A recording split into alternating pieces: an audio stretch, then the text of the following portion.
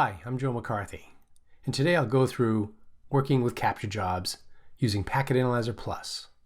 So capture jobs configure and manage network traffic packet captures on selected interfaces. Each capture job comprises the specific parameters associated with a packet recording session. These parameters include the job name, the associated network interface, any filters you may have configured, an index setting, and parameters for configuring the retention of the packet and index data. Up to 32 capture jobs can be configured per AppResponse 11 system. There's a couple ways to create a new capture job. The first way, make sure you have Files selected, the Files tab, then go down to where it says Job Repository, simply click the plus sign, and the new capture job window appears. The second way is make sure at the top ribbon, you have Remote selected, and here you'll see capture job. Simply click on this icon and the exact same window pops up. For an example, I'll create a capture job for all HTTP traffic. So I'll start at the top and give it a name. I'll call this Joe HTTP.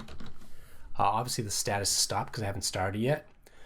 For the MIFG, the default MIFG, keep in mind AppResponse 11 creates a default MIFG as soon as the system is powered up. So you automatically have data resources to use. As you configure your AppResponse 11 system, you can configure new resources to pull these packet captures from. Then you can define the filter, either a still filter or a Berkeley packet filter. I'll use still filter and I'll add in my TCP port equals 80 for port 80 for HTTP. You can define a max packet size and enable indexing. Make sure you always enable indexing as it speeds up the query time tenfold when you're looking at metrics. Moving down, you can define your min and max retention size and timeframes for both the packet data and the microflow index, and then just simply hit OK. Now you'll notice over on the left-hand side, I have this new job called Joe HTTP. Right now it's not running, so I simply click on that icon and you notice that it turns green and a little lightning bolt shows up on those disks. That indicates that I have indexing turned on. Now let's look at how you can do a deep dive into a capture job or imported file. I'm going to use a PCAP file that I've already imported. So to import a file, simply click on the Remote tab at the top, and you can see the import files icon is grayed out. To activate that, simply go down to My Files, select it, and now the import files is active and you can import any files you may have on your PC. The first thing I want to understand is what types of traffic am I seeing inside the PCAP file. I'll select network usage by port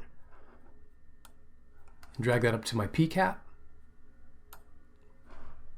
And now I'll understand the different types of protocols and which one is consuming the most bandwidth within this PCAP.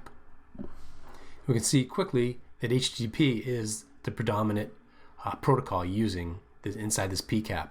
Next will be HTTPS, and then smaller usage by different protocols.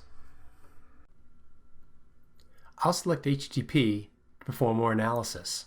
And remember, you can select any metric from any widget to activate it, so you can dive and do more analysis. So I can click HTTP in this window, I can look at domain, and when I do select, notice that the HTTPS highlights so it knows where you're at.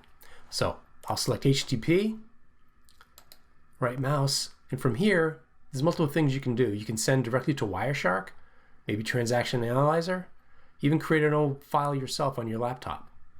I want to go into drill downs. This is also a faster shortcut. Instead of having to go over to the Views panel and pull off metrics, you can do it directly from this window. So I'm going to do bandwidth over time. So now we see bandwidth over time specifically for HTTP traffic, and I see a major spike. Now you may want to zoom in if you have many metrics in a busy window, so I can simply highlight the spiked region. And to zoom in, there's two ways to do it. I can double click on this region now, and it'll take me right to that zoomed in area. You can see it's 1.74 seconds, or I'll go down to the time ribbon. Let me double click on that, clear it. You can take that highlighted area and simply drag it down to that time ribbon and it does the exact same thing. So you're looking at basically 2 seconds of that spiked area. Now I want to understand who's causing the spike. So I'll highlight the spiked region as I have. Right mouse button, go into drill downs, and go into IP conversations.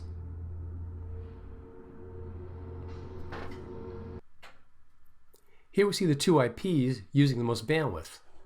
Well, I can select this conversation, and from here I can do more functions. I can send directly to Wireshark, perform a packet decode on this specific conversation. If I want to go right to Transaction Analyzer, basically the same step we talked earlier. You could send to a file or do even more drill downs if you wanted to.